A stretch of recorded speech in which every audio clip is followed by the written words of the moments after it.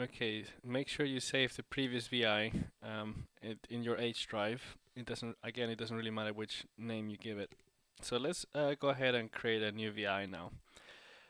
What I will show you in this next bit is how to use shift registers to use the insert into array function, which is actually quite useful for a number of things. So let's go ahead and create uh, go to the block diagram and place a for loop. So again, as we did before, right click structures for loop, left click and drag. Now to place shift registers, you have to left click on the for loop. So you have to click on the line, then right click and add shift register. So go ahead and do that. So shift register, like constants before, like arrays, do not have a data type until you wire something in. So let's go to right click numeric and go to double numeric. So just go ahead and place that on the front panel on the block diagram and wire into the shift register. So what is a shift register? Basically all it's doing, it takes whatever number comes in, then you can do some operation on it, and then you can send it to the right hand side of the shift register. Now what this does is it sends the value which you wire in to the beginning of the next loop. So this is a little bit easier to see if you see it in action. So let's go ahead and place on the on the block diagram the +1 increment function. So that's right click numeric increment +1. So let me do that again. Numeric +1 increment, and go ahead and wire it. Um, let's wire in a number of for n. Let's wire in a constant. Let's make that 100, and let's wire an indicator here on the right. So let's do 101. So if this works correctly, what it's gonna do is it's gonna start with 0. 0 is gonna come in. It's gonna add 1 to it, so it's gonna be +1. So 1 will get to the end of the loop, and on the next iteration this will go back to the beginning of the loop, so it'll be 1 plus 1 will be 2, etc. So let's make sure, let's see it in action. So let's go and highlight execution, run it, and here you see 0 goes in, it goes into +1, and then this goes back to the beginning +2, and it simply keeps adding 1 to the number. So if this all went well, at the end of this execution, if we go back to the front panel, you'll see that the numeric variable is 101 because we've run it 101 times. We will now use the shift registers to generate an array. So let's go and create an array constant. So right click on the block diagram, go to array, array constant, and place that into the block diagram. So I'm going to do it again, right click, array, array constant, and place it on the front diagram.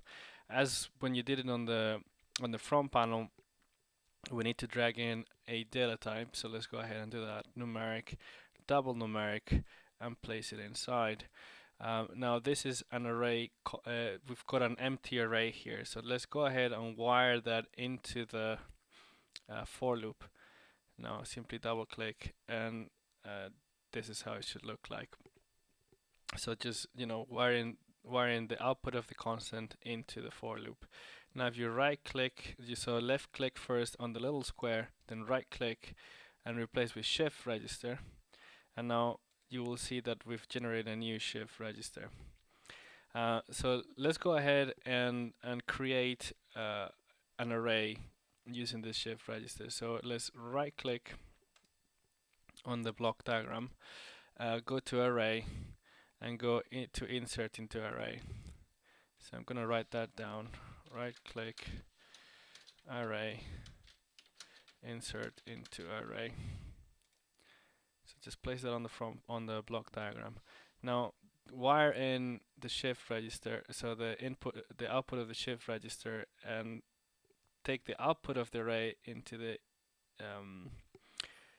shift register on this side. And for instance, one thing we could do is build an array with simply taking the numbers from 0 to 100, which is just taking I. So I'm just going to wire that in directly into the new element subarray function.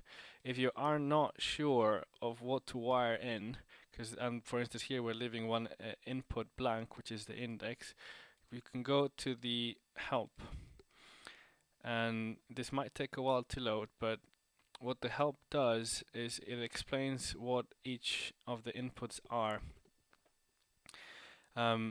Just note that if you do not wire an index, it will simply add the element at the end of the array. And I think this is explained here somewhere. But anyway, if you're unsure of something, you can check the help function. So again, to get there is right click, go to help. Or you can also always Google it. You'll find examples of this kind of thing. So let's now wire in an output here for our VI. Let's just wire an indicator. So if everything's going correctly, what's going to happen is we're going to start with a blank array. It's going to go into the shift register. We're going to insert one element, and then the array with one element is going to be the output of this function. It's going to go to the input of the shift register, and on the next iteration it's going to bring us the one element array, and then we're going to insert the second element. So let's see that in action. So highlight execution and run it. So you'll see 0 element array. We've put one element in, so now it says it's got one element. Now we've put the second element. You can see that it's got two elements. Now 3 elements and so on, and it always does the same. So each time you take I and insert it into the array. So let's disable the highlight execution now, and let's check what the output is. So you can see here that we've generated this array, and as we did before, let's expand that, and if all went well, the last number should be 100, and it is.